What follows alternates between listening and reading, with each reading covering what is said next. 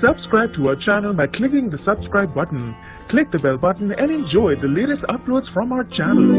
मल्हार सरकार को भी हुआ एहसास कि खंडेराव राजा बनने के लायक नहीं है। नमस्कार दोस्तों, स्वागत है आपका आपके अपने चैनल हंग्री स्पिरिट्स में। हंग्री स्पिरिट्स देख रहे सारे दर्शकों का मैं अंजू शर्मा दिल से स्वागत करती हूँ।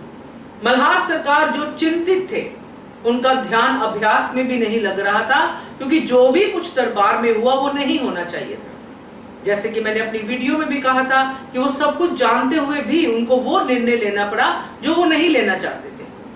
उसी चिंता में वो खंडेराव से भी बात करते हैं और खंडेराव के तेवर देख के ये बात तो क्लियर है दोस्तों कि मल्हार सरकार अंदर तक टूट गए।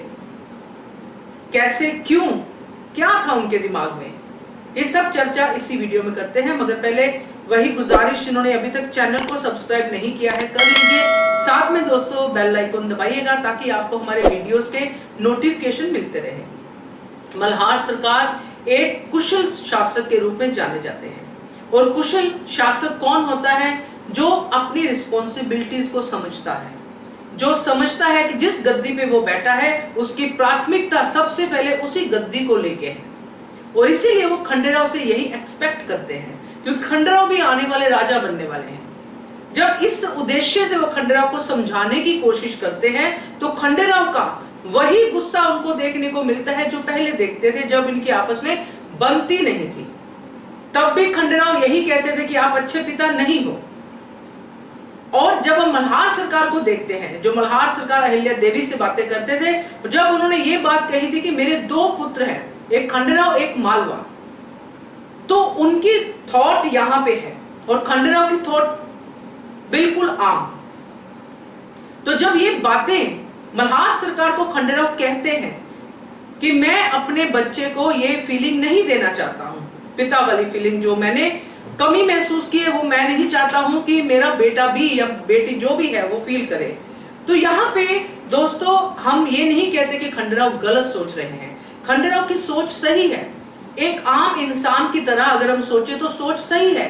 मगर यहाँ पे आम इंसानों की बात नहीं हो रही है, यहाँ पे खास इंसानों की बात हो रही है जिनके ऊपर पूरे राज्य की जिम्मेदारी है। अगर अहिल्या देवी ये सोच लेके चलती तो वो क्यों जाती रेणुका को और भोला को बचाने के लिए? क्यों जाती जागीरदार के पास? उस समय अपना डेंजर वाला जो खतरा उन्होंने लिया था, जहां पे उनकी गर्दन पे तलवार आ गई थी और बचाया गया था, किसी सैनिक ने करके बचाया था उनको, वो क्यों जाती वहां पे?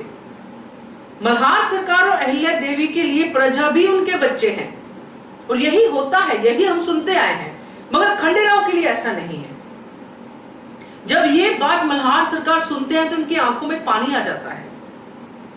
और वो जो डिस्कशन कर रहे थे गंगूबा से, जब वो प्रैक्टिस कर रहे थे, गद्दी को लेके बात हो रही थी, तो वो भी शायद उनके दिमाग में हो कि मेरा बेटा तो है खंडेराव, गद्दी का उत्तराधिकारी भी खंडेराव है, क्या उसमें ये क्वालिटीज हैं कि वो राजा बने?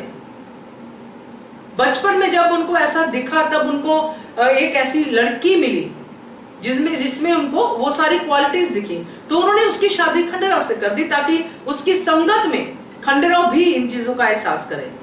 मगर अब जब इतना सब हो गया, कितने सारे फैसले खंडेराव ने गुस्से में लिए, जिद में लिए, कैसे कैसे करके लिए, तो ये सब एक राजा की क्वालिटी तो हो नहीं सकती है। इसलिए मल्हार सरकार टूटे, उनकी आंखों में आंसू आए, क्योंकि उन्होंने सामने देखा कि जिसको मैं गद्दी पे बिठाने वाला हूं, आने वाले समय मेरे जगह पे जो गद्दी पे बैठेगा वो तो प्रजा को अपना बच्चा समझता ही नहीं है। उसके लिए तो पहले अपना परिवार है, फिर प्रजा है। तो ये सब जब वो देखते हैं तो आई एम वेरी श्योर कि उनके मन में यही आता होगा कि ये तो राजा बनने के लायक नहीं है। क्या कहते हो आप? कमेंट कीजिए। देखते रहिए channel Hungry Spirits. Thank you so much. Subscribe to our channel by clicking the subscribe button. Click the bell button and enjoy the latest uploads from our channel.